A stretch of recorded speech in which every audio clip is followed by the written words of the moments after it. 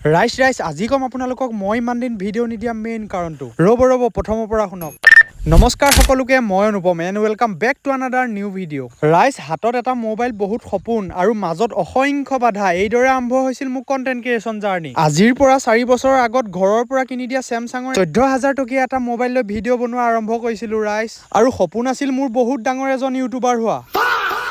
আৰু তেনেকৈয়ে দুই এটা ভিডিঅ' দি এবছৰত প্ৰায় 5,000 ছাবস্ক্ৰাইবাৰ গোটাইছিলো ৰাইজ। তাৰ পাছতে 2 টকাকৈ পইচা জমা কৰি 65,000 দি এটা iPhone 13 লৈছিলো, ভিডিঅ' কোৱালিটি অলপমান ইম্প্ৰুভ কৰিম বুলি। তাৰ পিছত কিন্তু সেইটো সম্পূৰ্ণ উল্টাহে হ'ল ৰাইজ।